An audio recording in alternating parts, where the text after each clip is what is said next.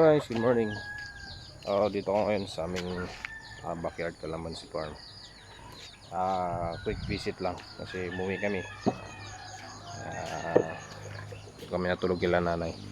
Update lang. So ito ang aming nakapating na kalamansi. Ayan. Ready to plant. Ang iba dyan ay may hahatiran kami dun sa kabila. No, pang ano na lang ito, hindi siya totally pang dispose kundi pang personal na lang, pang tanim.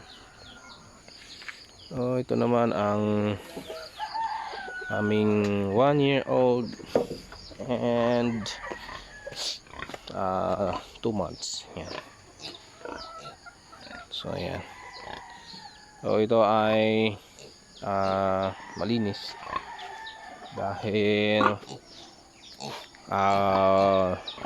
umepekto na yung aming pina-apply na herbicide. Yan. Ito ay mga nasa 330 plus na tanim. And kahapon nagpa-schedule ako magpa-dilig and insecticide na rin. Yan, sabay po yun. Hindi, I mean after magdilig or magpatubig galing dito sa balon. Actually itong balon na to hindi pa enough yung kanyang supply. Ayon sa mga tao, sa caretaker, naka 3 linya lang. 1, 2, 3. So meron pang 4, 5, 6, 7, 8 na nasa 10 ano kasi ito linya. So 3 linya lang, ubos kaagad itong laman ng aming pinagawang balon. So sinuportahan pa ng nawasa. Kagabi guys, umikot ako. Naobserbahan ko dito may mga bagong labas na bulaklak, mga flowers. Extension na medyo pugi lang.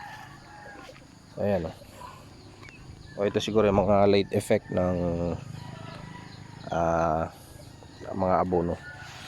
Ayan, may mga matanghito, may mga bagong labas ng bulaklak, pero hindi naman lahat ito magtutuloy. So depende na rin yan sa kayang suportahan ng ugat o na sustansya ng bawat puno. So ayan, medyo makulimlim ang panahon. Ayan, time check 6:20 ng morning. Ayan, amoy sampagita. Yan ang amoy ng bulaklak, lalo na pag marami. Ayan, mga bagong bulaklak. Ito yung mga bulaklak na to guys, mga ka-farmers. Yan ay ma-harvest. So ngayon ay February 12. So yan ay ma-harvest ng after 4 months, 3 to 4 months. February, March, April, May. So May, June, mga ganun. So meron tayong harvest ng May at June.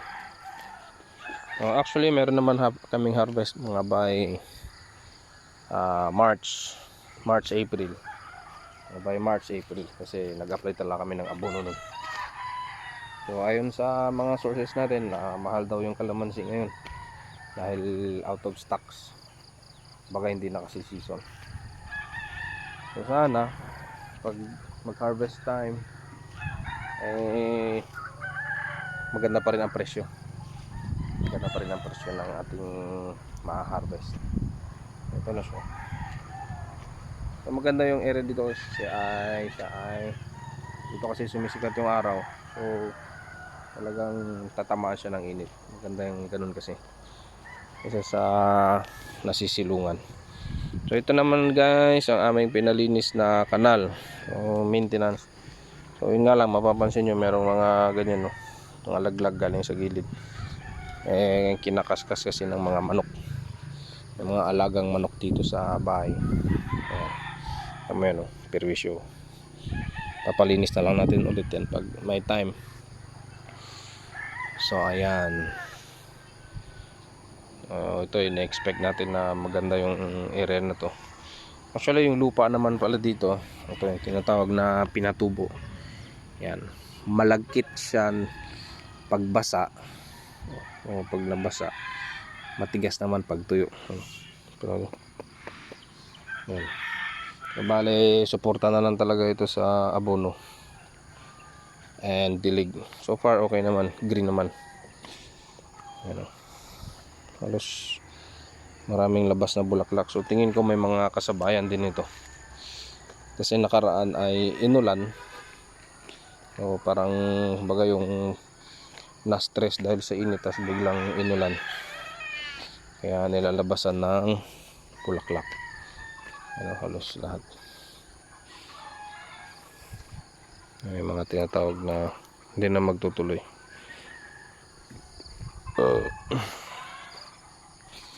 Bali last harvest pala ay naka-harvest kami ng halos 3,500 kilos sa lahat na ng area. Tumiming lang talaga sa medyo mababang presyo. Kaya pero okay naman.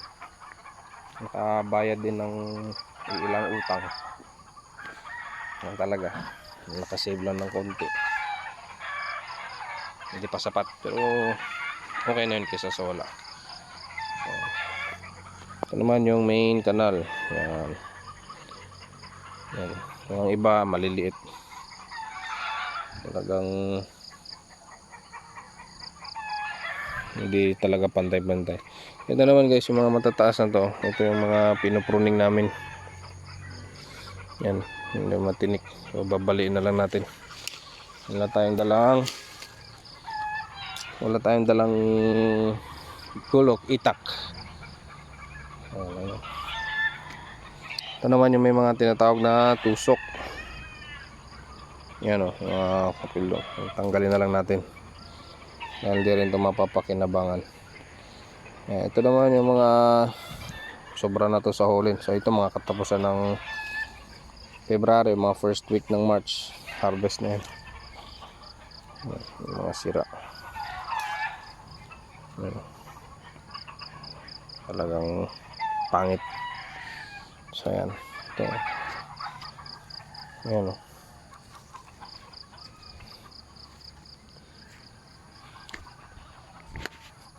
So yun lang muna guys ang aking update dito sa aming backyard calamansi farm.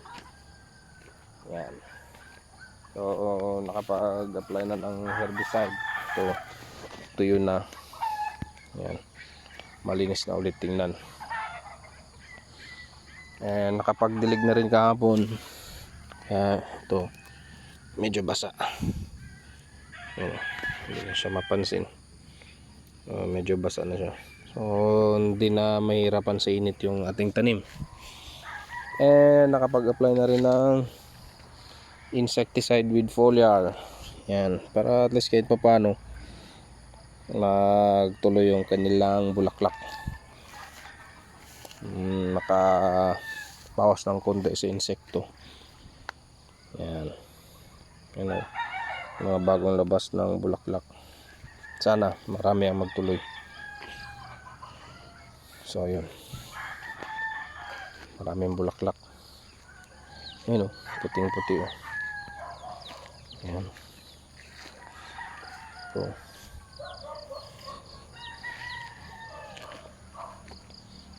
yan o. Yan o. Ayan. Ito pa. Ito guys, pakita ko yung isang puno na maraming bunga.